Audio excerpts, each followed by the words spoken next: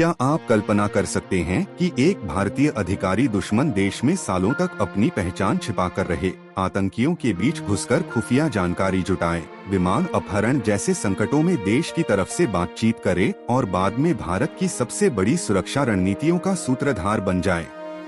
यह कहानी है भारत के राष्ट्रीय सुरक्षा सलाहकार अजीत डोवाल की, जिन्हें दुनिया भारत का जेम्स बॉन्ड भी कहती है। 20 जनवरी 1945 को उत्तराखंड के पौड़ी गढ़वाल में जन्मे अजीत डोवाल एक सैन्य परिवार से आते हैं। उनके पिता भारतीय सेना में मेजर थे।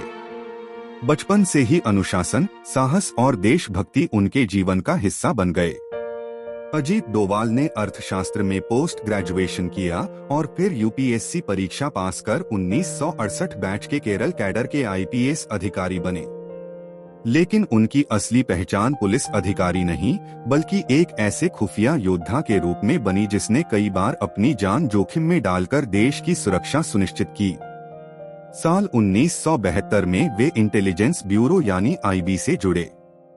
यहीं से शुरू हुआ उनका वह सफर जिसने उन्हें दुनिया के सबसे चर्चित खुफिया अधिकारियों में शामिल कर दिया। कहा जाता है कि अजीत डोवाल करीब 7 वर्षों तक पाकिस्तान में अंडरकवर एजेंट के रूप में रहे। उन्होंने वहां स्थानीय भाषा, संस्कृति और रहन-सहन को पूरी तरह अपनाया ताकि किसी को उन पर शक न हो। इस दौरान उन्होंने भारत के लिए महत्वपूर्ण खुफिया जानकारियां जुटाईं। उनका सबसे चर्चित मिशन था ऑपरेशन ब्लैक थंडर। वर्ष 1988 में जब अमृतसर के स्वर्ण मंदिर परिसर में खालिस्तानी आतंकवादी छिपे हुए थे, तब अजीत डोवाल ने कथित रूप से पाकिस्तानी एजेंट का भेष बनाकर अंदर प्रवेश किया।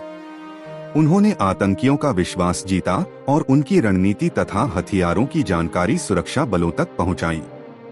यही जानकारी बाद में ऑपरेशन की सफलता का आधार बनी। इसके बाद 1999 में इंडियन एयरलाइंस की फ्लाइट आइक 814 के अपहरण ने पूरे देश को हिला दिया। विमान को कंधार ले जाया गया और यात्रियों की जान खतरे में पड़ गई। उस समय भारत सरकार की ओर से मुख्य वार्ताकारों में अजीत डोवाल भी शामिल थे। यह उनके करियर का सबसे चुनौतीपूर्ण दौर माना जाता है। 33 वर्षों तक खुफिया सेवाओं में काम करने के बाद वे इंटेलिजेंस ब्यूरो के निदेशक बने और जनवरी 2005 में सेवानिवृत्त हुए। लेकिन उनका सार्वजनिक जीवन यहीं समाप्त नहीं हुआ। साल 2014 में प्रधानमंत्री नरेंद्र मोदी ने उन्हें भारत का राष्ट्रीय सुरक्षा सलाहकार यानी NSA नियुक्त किया। इसके बाद भारत की सुरक्षा नीति में कई बड़े बदलाव देखने को मिले। विशेषज्ञों के अनुसार डोवाल डॉक्ट्रिन ने भारत की सुरक्षा रणनीति को नया स्वरूप दिया।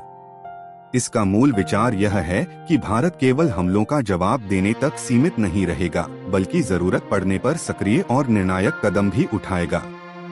2016 की सर्जिकल स्ट्राइक और 2019 की बालाकोट एयर स्ट्राइक जैसे महत्वपूर्ण सैन्य अभियानों के दौरान अजीत डोवाल की भूमिका को काफी अहम माना जाता है। डोकलाम विवाद हो, अंतर्राष्ट्रीय कूटनीति हो या विदेशों में फंसे भारतीय नागरिकों की सुरक्षित वापसी, अजीत डोवाल हर महत्वपूर्ण मोर्चे पर भारत की रणनीति के केंद्र में दिखाई देते हैं। उनकी बहादुरी और सेवाओं के लिए उन्हें कीर्ति चक्र से सम्मानित किया गया। वे यह सम्मान पाने वाले पहले पुलिस अधिकारी बने। सामान्यतः यह वीरता पुरस्कार सैन्य कर्मियों को दिया जाता है। आज अजीत डोवाल भारत के सबसे प्रभावशाली सुरक्षा रणनीतिकारों में गिने जाते हैं। समर्थक उन्हें आधुनिक भारत की सुरक्षा नीति का वास्तुकार मानते हैं, जबकि आलोचक उनकी नीतियों पर अलग अलग राय रखते हैं। लेकिन एक बात पर लगभग सभी सहमत हैं, अजीत डोवाल ने भारत की राष्ट्रीय सुरक्षा व्यवस्था पर गहरा प्रभाव छोड़ा है। तो दोस्तों, आपको क्या लगता है? क्या अजीत डोवाल वास्तव में भारत के जेम्स बॉन्ड हैं या उनसे भी बड़े रणनीतिकार? अपनी राय कमेंट बॉक्स में जरूर बताइए।